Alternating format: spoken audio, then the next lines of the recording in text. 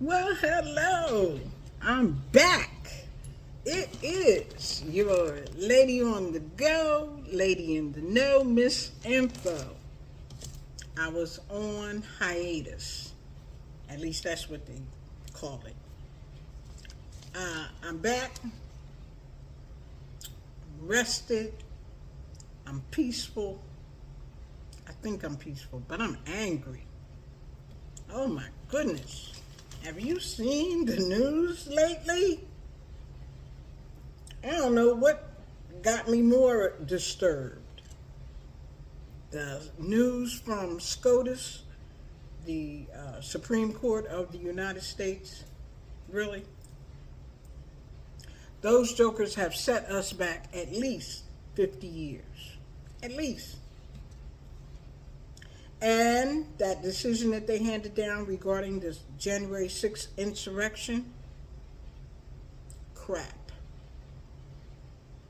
And last month, they did a number on the Tulsa Race Massacre survivors. No reparations. Why not? What in the world could they have been thinking about? And why did we put that black girl on there and the Hispanic girl if they were just going to sit there and let the men walk all over top of them?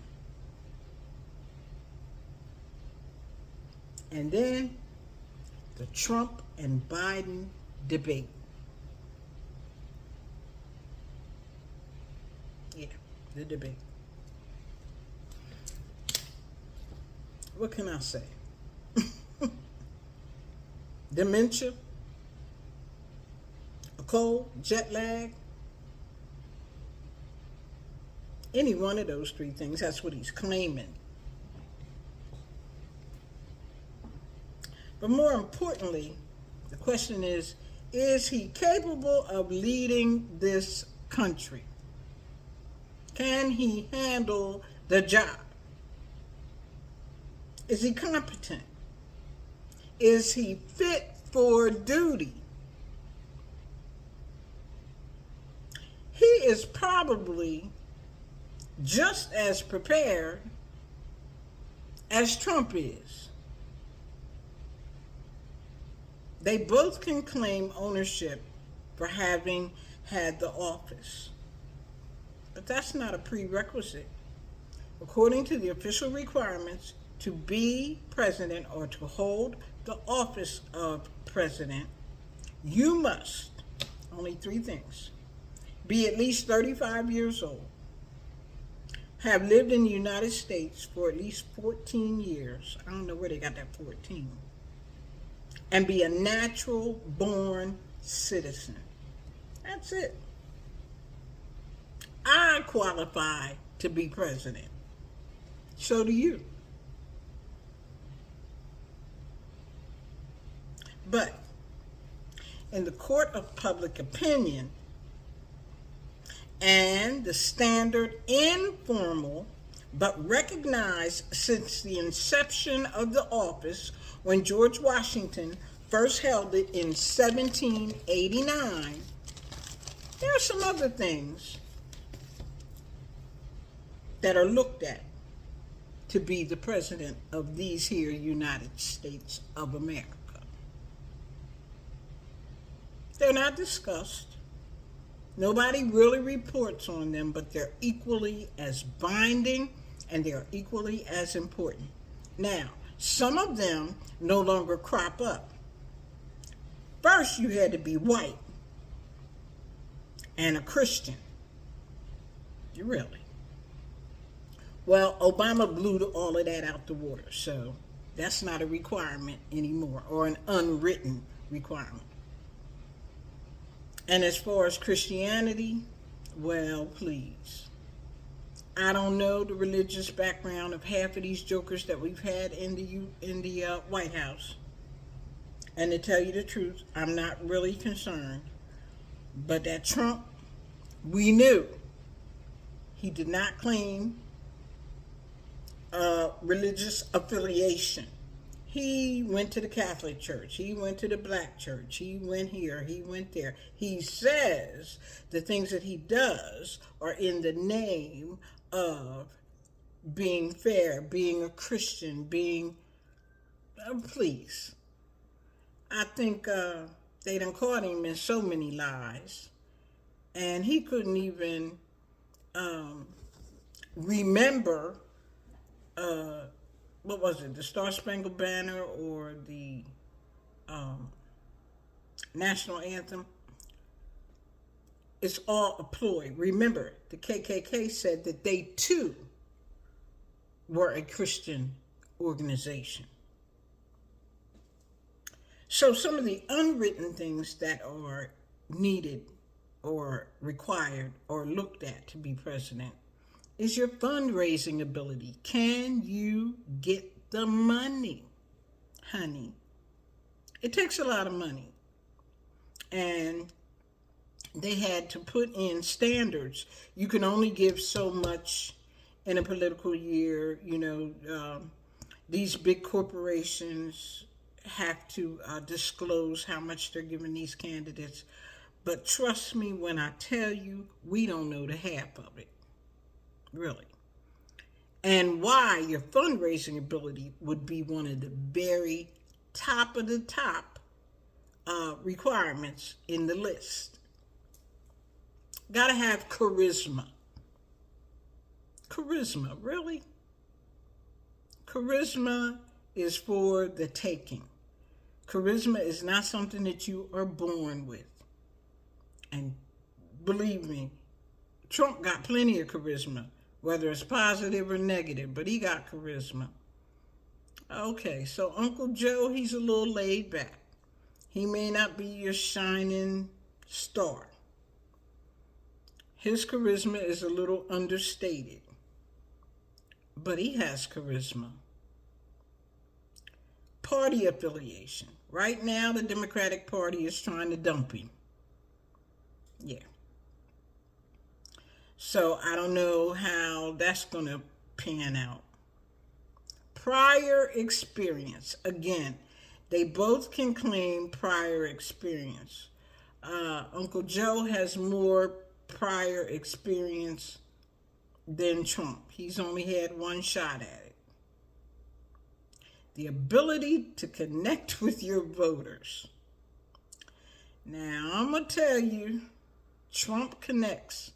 He done connected with the MAGA, the HAGA, the SAGA, all of them people who said, make America great again, save America to be great again, SAGA. I mean, all these little acronyms and all these little groups out here, he's definitely connecting. That's why we have seen the hate crime increase. I'm serious. That's why. If you have a man who sits in the highest office in government, right, and he is touching women inappropriately and saying things out of his mouth and lying, come on. If he can do it and get away with it, what's to stop Joe Schmo? Really?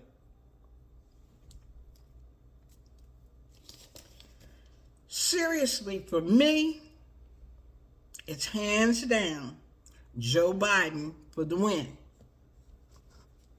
If they remove him as the nominee for the Democratic Party, the only solid alternative is Kamala. And you and I both know that that's not happening. Yeah, them good old boys, that's not happening. So at this point, the only thing we can do is to get out and vote. Get out and vote. Period. Dot. End of discussion. Now I want to move on. Let's move on to the Tulsa Race Riots. And the reason I'm talking about it is because just recently they were in the news. So, 100 years have passed. A 2-day-long massacre on black folks, prosperous black folks, who were attacked by city government officials and people who were emboldened by city government officials in Tulsa, Oklahoma in 1921. I think I gave you the date, but it's 1921. May 31st to June 1st of 1921. That destroyed more than 35 city blocks, 35 square city blocks. That was one of the wealthiest black communities in the United States at the time. It was known as Black Wall Street.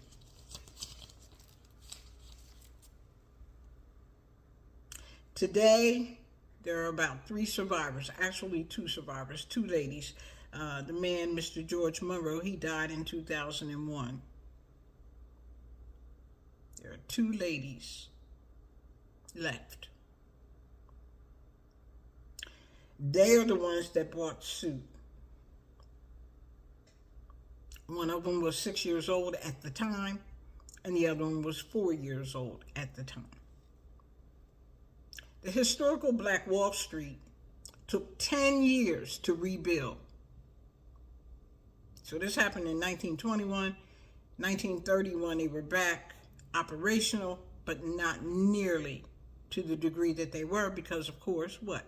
People left, people had been killed, families were frightened, nobody was talking about it.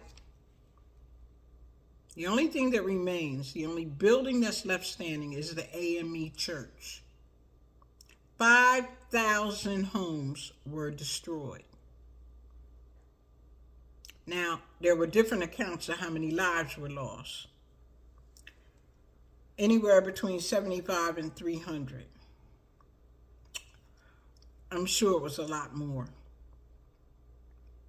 And hundreds of people were injured. A reparations committee was established in 1997 by the Oklahoma State Legislature. After 3.5 years of research, the study recommended 5 separate reparations to the survivors' descendants and the community of Greenwood. 1, direct payment to survivors. Didn't say how much, just a direct payment to survivors. 2, a direct payment to descendants. 3, a scholarship fund for students affected by the massacre. 4, establish economic development in an enterprise zone in the district. And 5, a memorial for the reburial of the remains of victims of the massacre. Those were the recommendations after 3.5 years. So what happened? July 2nd, 2024, 2 of the remaining survivors who are left, they're now having to call on President Biden to make good on his promise. Because last month, in June of 2024, the Supreme Court, the highest court in the land, dismissed the lawsuit for reparations. Leslie Randall, she's 109, and Viola Fletcher, 110, have asked for the invocation of the Emmett Till Unsolved Civil Rights Crime Act of 2007. This allows for cold cases of violent crimes against black people committed before 1970 to be reopened and investigated. Right now, their only hope is President Biden, because the Supreme Court has dismissed it. Now, I don't know if they dismissed it with prejudice, because if it comes with prejudice, you can't bring it back. So apparently they didn't dismiss it with prejudice. And what they said was it didn't meet the qualifications to be considered a nuisance. I don't know.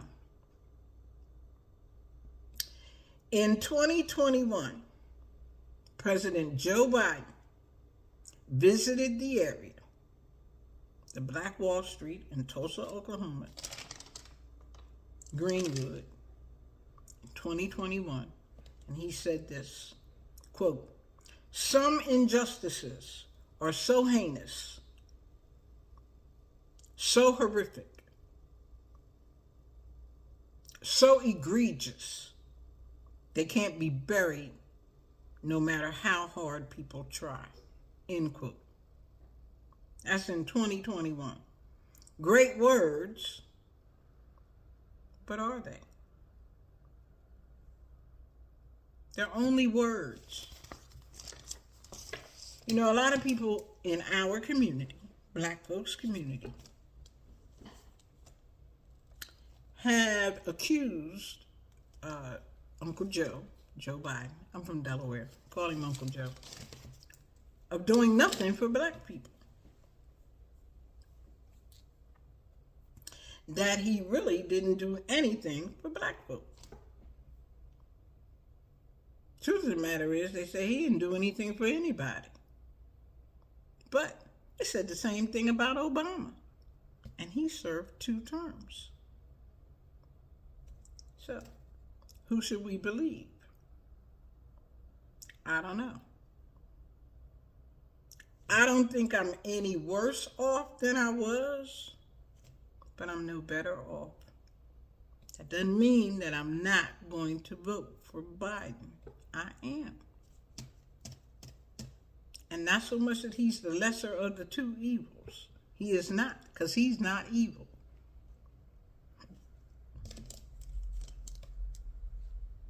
We have to decide as a people, black, white, orange, green, it don't matter what color you are. We have to understand that if we turn the country over to a convicted felon, because he's a convicted felon, a man who has told so many lies in the last 30 days, a stack of liars, a liar. My grandmother said, if you lie, you steal. If you steal, you cheat. If you cheat, you kill. That's what she told me. A liar can't be trusted. And he continues to tell us who he is and what he intends to do. You don't believe him? I'm sure the people from the Holocaust thought the same thing. But you have to trust a person who is going to tell you the truth. If you tell me who you are, I need to believe you. The first time. You shouldn't have to tell me again and again and again. Listen, that's my 2 cents. You don't have to agree with it. I told you I was a little angry. I'm not a whole lot angry, just a little angry. I've been out, like I said, on hiatus for 2 weeks. That's a long time to be away. I missed you. I hope you missed me too. I'm going to come back, not tomorrow, because that's the 4th of July, but I'm going to come back to talk to you about the Black Prince of Boxing, Mr. Peter Jackson. Bet you didn't know about him. I've been away doing some research, and he popped up in my news feed, and I went on to read about him. He was from the West Indies. Great boxer, but he never got the opportunity to defend his title in the U.S. And we'll talk about that. Some of you may already know who he was. I'm just excited that I found out about him. Again, that's Peter Jackson, the Black Prince of Boxing. So, that's it for me today. You are at the Information Nation.